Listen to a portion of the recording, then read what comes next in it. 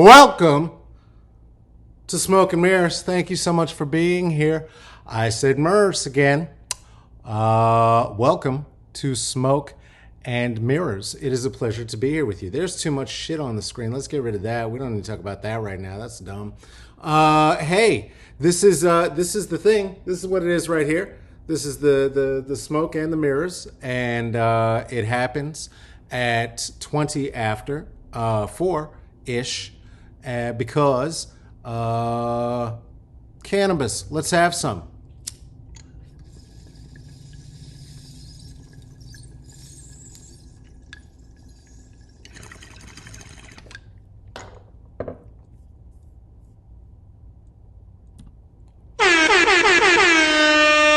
That's how we know we're really here. That's how we know we are really here. Today's theme song was quite obviously from the classic television program Good Times. That clearly was the theme song from Good Times. Hey, welcome. It is so good to be spending some time with you. I'm glad to be spending some time with you.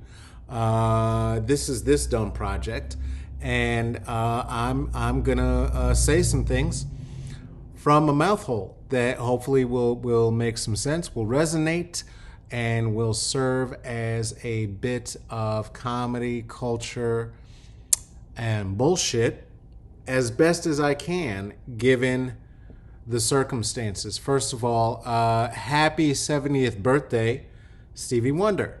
Happy 70th birthday to Stevie Wonder. Thank you, good sir, for a lifetime of music, for a soundtrack to a lifetime, for doing all of the majestic and wonderful things that you've done, and for giving us all of the wonderful things that you've given us over the years. I would imagine that if you are somebody who likes any of the shit that's on my page and you like any of the things that I like, that you like Stevie Wonder, and that you may in fact be not here because why would you not be on IG watching the 24-hour Wonderful Fest? Maybe you needed a break though, because sometimes too much of a good thing is too much of a good thing. So maybe you're here with me for that reason. Whatever it is, thank you. And thank you for being here. Oh, anniversaries. Anniversaries abound. Another anniversary that it is, of course, is the anniversary of the Philadelphia bombing of the Move compound. This would be the anniversary of the infamous date in 1981 when Philadelphia decided that it would be a good idea, in order to deal with the black bodies that had taken up residence and were growing dreadlocks and garlic, that the response would have been to bomb them. So boo. And I think visceral reminder that the hunting, the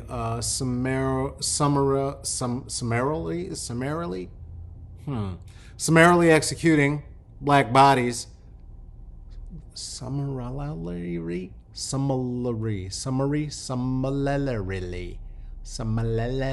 there's a different summarily. I don't know. Summarily executing black bodies is not new hat for the United States. I honestly, at this point, I have a hard time even keeping up between the young woman who was executed by the police in her home, and the young man who was executed by the police while on Facebook Live, and they began to laugh. Was their response to that? So this ain't new. You know,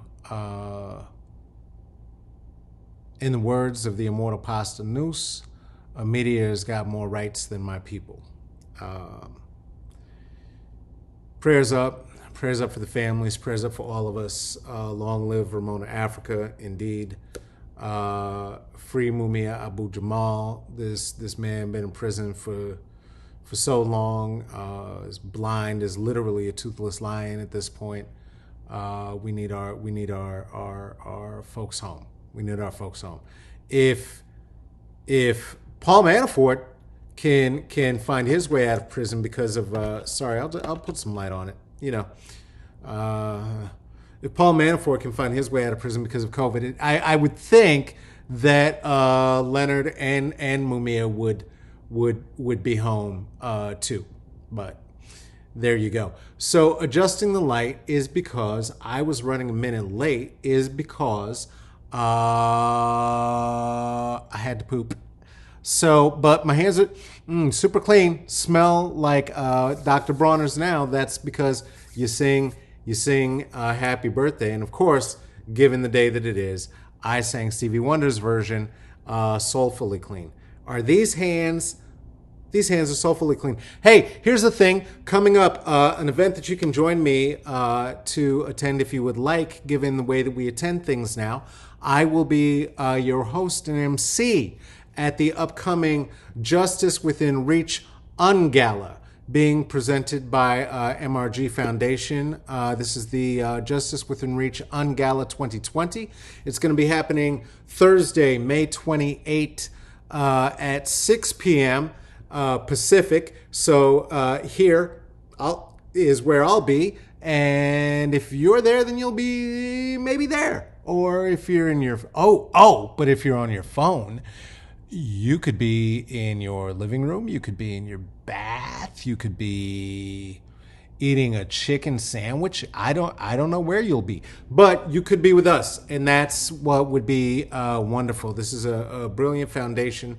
They've been doing a lot of fantastic work on behalf of folks of color in the Pacific Northwest for quite some time, and Kay Ulande Barrett, whose name I am positive that I am butchering, but will say correctly that night, who is a poet, organizer, and activist, will be there as well. I hope you can join us. Again, that's the Justice Within Reach on Gala. And last thing, you may have noticed that on the announcement that this was going to happen, there was new artwork.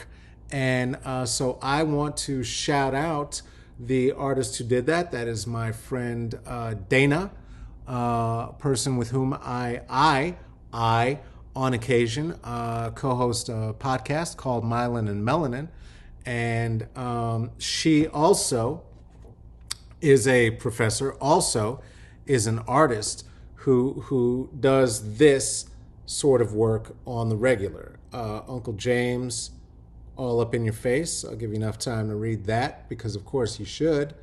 And gotta say, the piece that she did for us and for me for this is beautiful. I absolutely love it.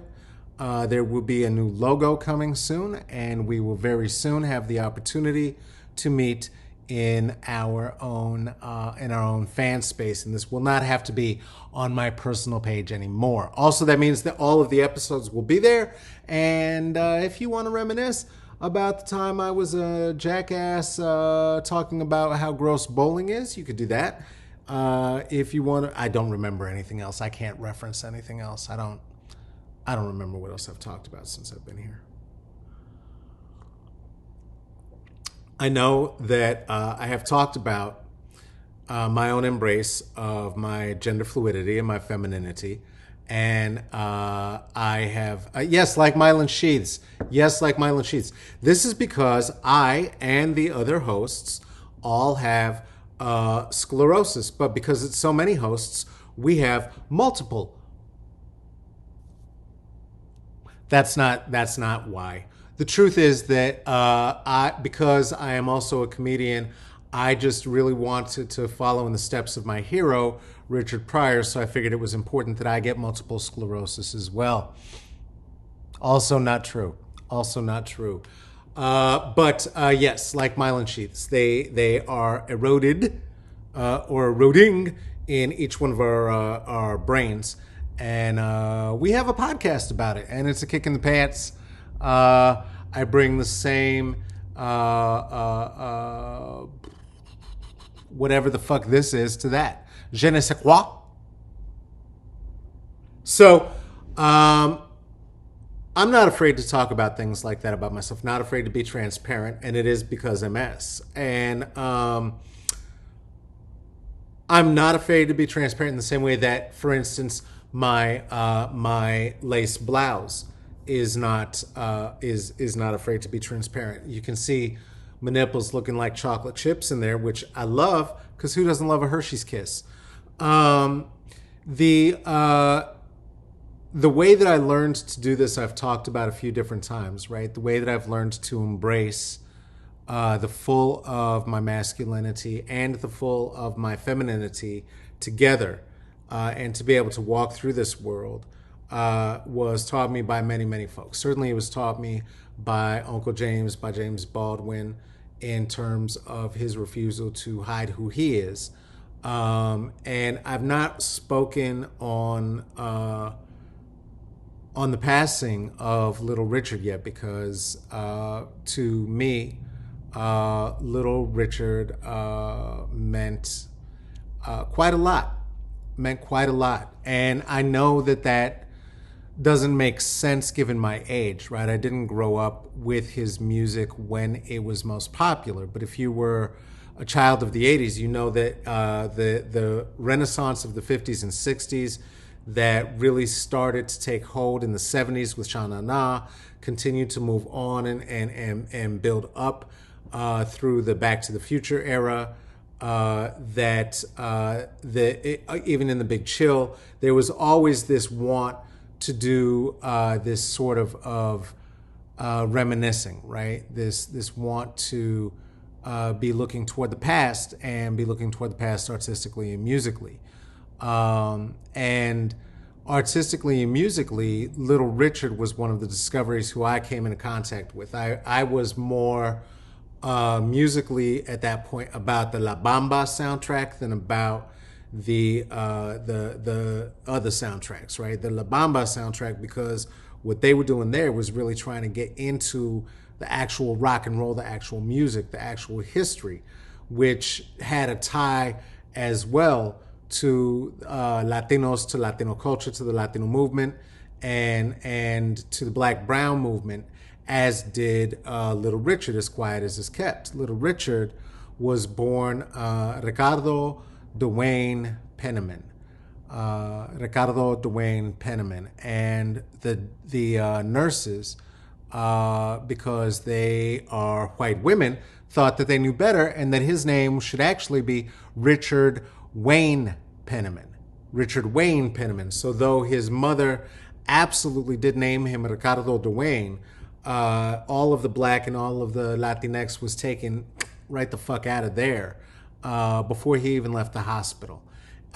He was trained by Rosetta Thorpe, had the opportunity, was given the opportunity to play with Rosetta Thorpe, Sister Rosetta Thorpe, the founding R&B singer who really laid the tracks that we would become able to recognize as rock and roll eventually, under, in particular, the way she played guitar, the guitar playing of Little Richard. But what is not known is that the vocals, or the guitar playing of Chuck Berry, rather, the vocals of Little Richard were very, very, very trained by her. And if you listen to the breadth of his recordings, you would know that, right?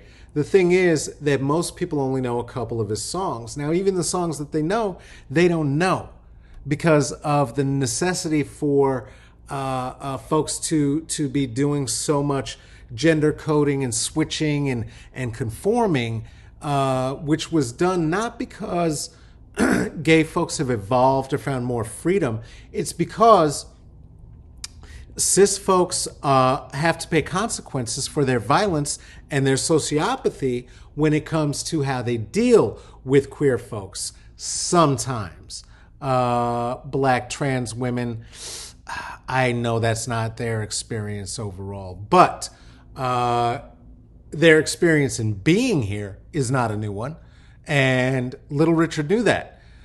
Did you know that the song Lucille is about a trans woman that Little Richard knew? I'll give you a second for that one. That's a fun one. Tutti Frutti, Old Rudy, which was popularized for white audiences by Pat Boone, was a song that was a dedication to anal sex, sodomy, and eating butt. That is what that song is about. Womp bombaloo bump, a womp bam boom. And Little Richard knew this, right? And it was a bit of an enigma because if you listen to what he would say about his early career, Little Richard would say that was the time that he was cooning and he was stepping fetching. But you can't really understand Little Richard's whole career if you don't understand his early career, because that's when he was doing church music, right? And if you understand Little Richard's whole career, including his later disavowal of his own sexuality, late of age, you understand that this is a man who came from the church and who came from the South and who was trained in that flat-footed singing that woo, that was directly from the Southern church, right? That woo. Now, the way he brought that forward, once he was willing to speak to straight audiences, to mixed audiences, to white audiences. One, he stopped singing in the style of Rosetta Thorpe and the other R&B singers. If you listen to his early singing, here's the other thing I'm going to talk about. You'll notice that he sounded in his falsetto very much as the women of the time. You would have mistaken him if you only heard the recording as a woman.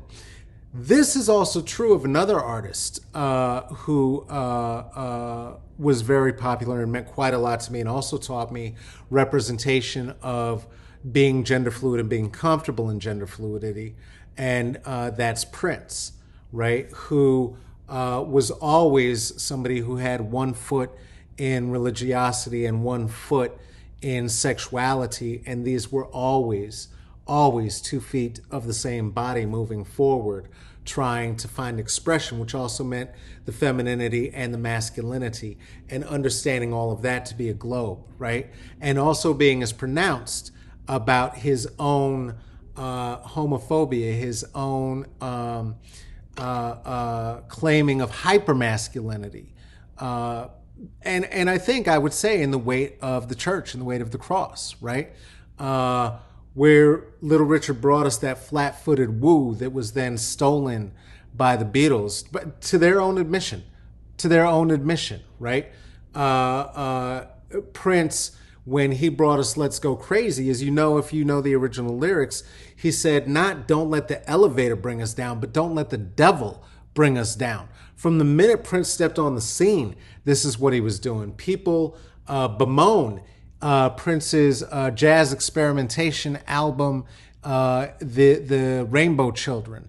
I love this album. This is a jazz gospel album that in the hands of any other artist, I think would have been seen as a Grammy award-winning, gender-crossing, genre-crossing album. But of course, in Prince's abled hands, I heard many people, including my own brother, who was a big fan of Prince, hey, I just don't need him preaching at me, right?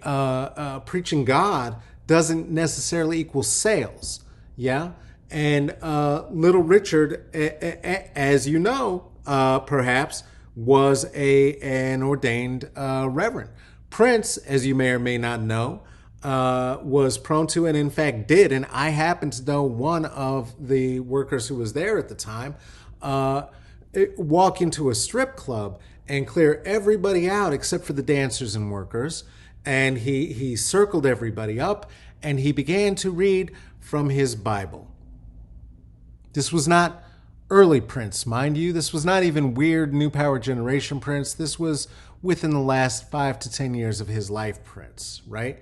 These are both folks who really embodied the same thing, the same spirit, and I am hard pressed to see it as otherwise.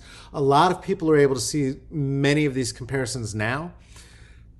I saw them early, and the reason I saw them early is because, as I said, I was into Little Richard as a child of the 70s and 80s. I was way there, okay?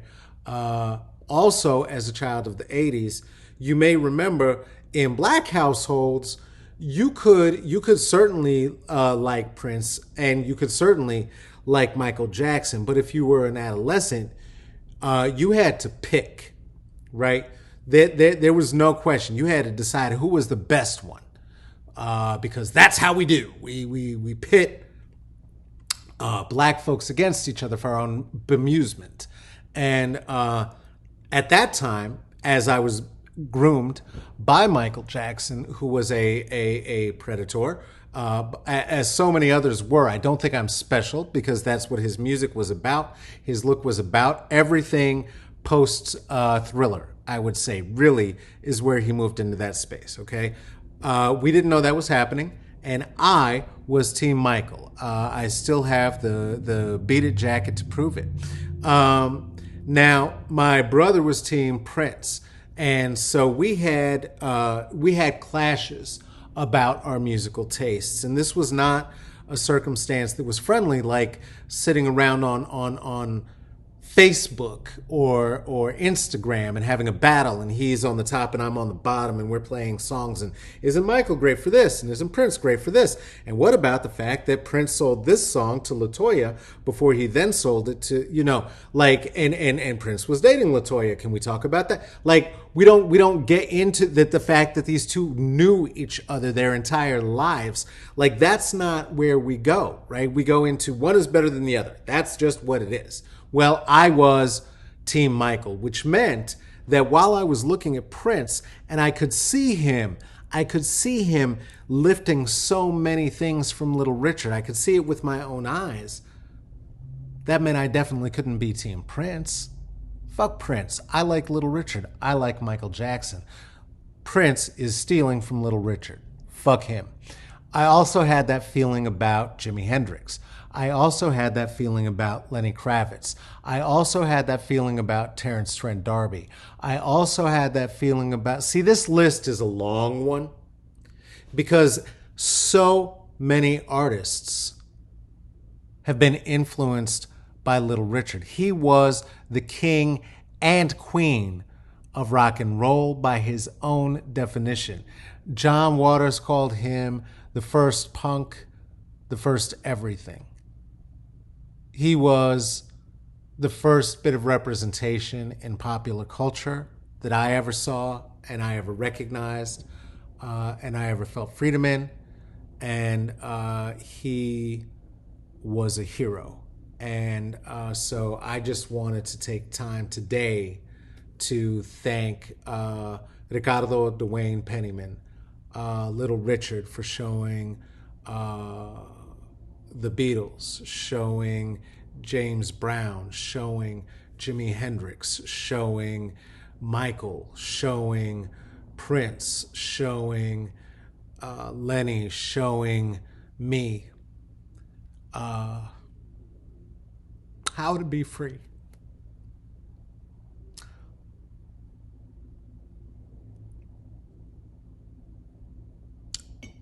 And showing us that there's a way possible.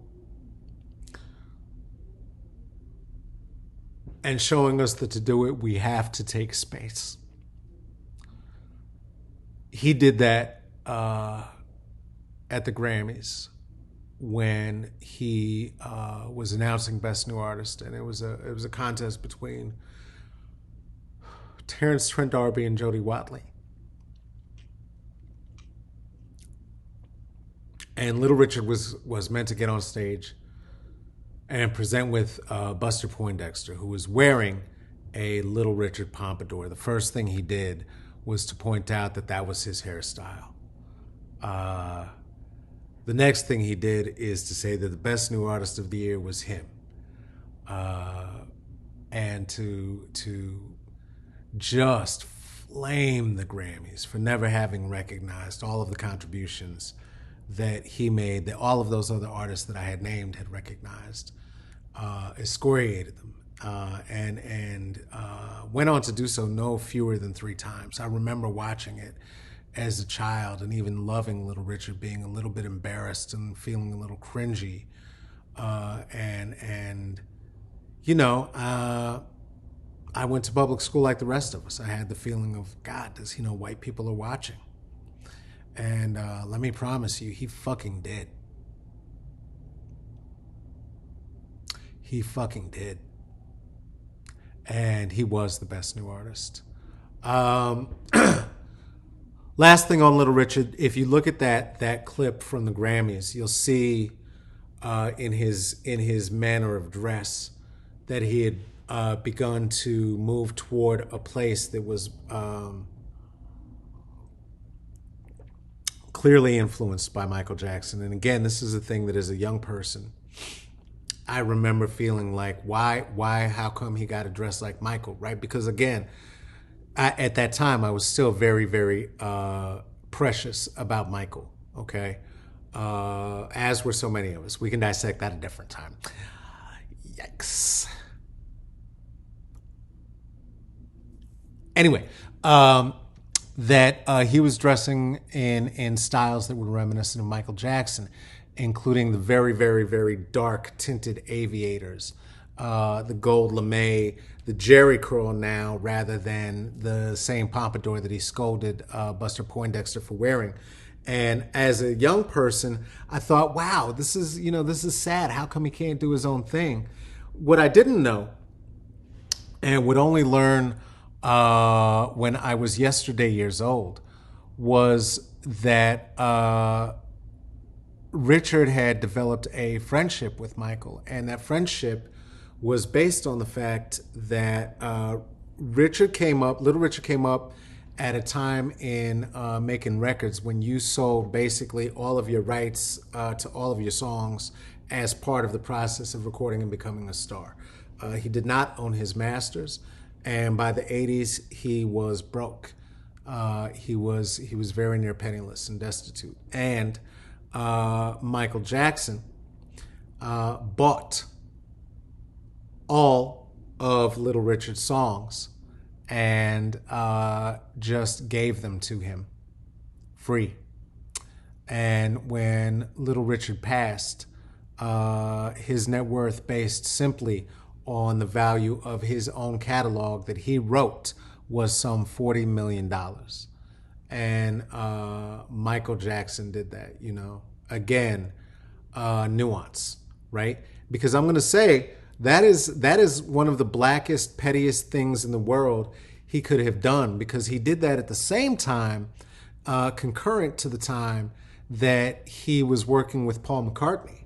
And as we all know, looked Paul McCartney dead in the face as they were in the studio recording Say, Say, Say, and said, hey, Paul, I'm going to buy all of your songs, keeping in mind that the Beatles learned how to woo from Little Richard. That is the height of petty black auntie behavior. We all remember when he was sitting there looking just like Elizabeth Taylor right next to Oprah Winfrey on his own stage, talking about how proud he was to be black. And we all had questions. This was after he didn't care if he was black or white, right? And we all had questions. This is the shit he did. I'm not saying he wasn't a gross predator who smelled like little boys' buttholes. I'm not saying that's not true. That is true. That's bad. That's not good. And not bad like the song. Like it's not good. It's not healthy. But he also gave Little Richard all his songs back. So Uh, that's it. That's all I wanted to talk about today. These are the folks who really show bravery and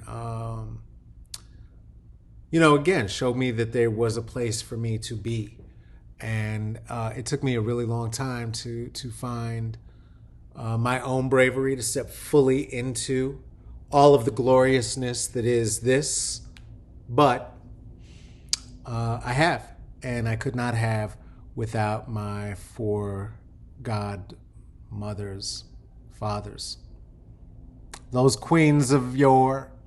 Hey, this is Smoke and Mirrors, and I thank you for being here. It has been a pleasure to spend a little bit of time.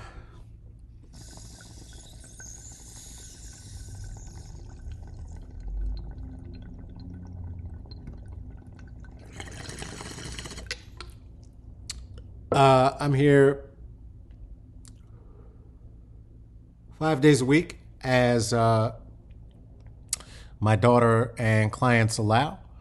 And I used to say it was 20 minutes, and I realized I am I've slipped into such old auntie phase at this point that I can't tell a story in 20 minutes. I'm ridiculous with it. It's stupid. Um, hey, I'm also learning this. I'm learning to accept compliments, and so I'll take it. I'll take it. I'm the best. I'm the best. No, honestly though, if you do feel like this is a thing that is worth your time, I think it might mean that it's a thing worth sharing. Then, don't you? And anything that is good is something that is worth sharing with friends. Please share this. Please share it widely. Pass that J. Pass the Dutchie upon the left hand side. If you know anybody who's about it, give it to them. Give it to them. Give them a little love. Welcome them to the circle. And I welcome them, and I welcome you to the circle. If you do feel like this is worth a shit, I see you, Tracy. I see you saying that you do. I see you, Dana. I see you, Elizabeth. Thank you so much. Listen, if you think this is worth a shit, if you give a fuck, that's cool, and you can always throw 5 on it. There are a couple of ways to do that. Didn't mean to take off the signage. I'm new at this. See, this is why I'm saying this is not the best. This is not the best. Professionals don't do shit like that. Y'all don't even know. I erased all of these fucking things before 20 minutes before the show even began. It was ridiculous. But if you would like to contribute to this endeavor, and it means something to you, and you have it to spare, I know we are all in difficult circumstances and desperate straits right now. But if you can, feel free to Venmo. You can Venmo me. That is at Carlos-Wyndham. You could also hit me at the Cash App. Okay, if you want to. That's $CK Wyndham. And because it was asked, and only because it was asked, I see you, Erica. It's right here. This is the PayPal. PayPal me at CK Wyndham. But don't, for real, don't. It's but do, but don't. I would much rather you share it. I do have people to shout out for sharing it last time. As I said, it was a fucking disaster. I was pooping. I couldn't get the signs fucking right. And I'll tell you this too. Doing this broadcast today is not the first time I cried today. Okay? So, and also not the first time induced by music. The first time was listening to that very Stevie Wonder IG I was telling you about. Again, happy 70th Stevie Wonder. And hearing Love's in Need of Love Today, and the a cappella version came on. And let me tell you something, my friends. Let me tell you something, my friends. I It hit me in the heart. It hit me deep in my heart pieces. Stevie, Little Richard, Prince. Fucking hell. Fucking hell.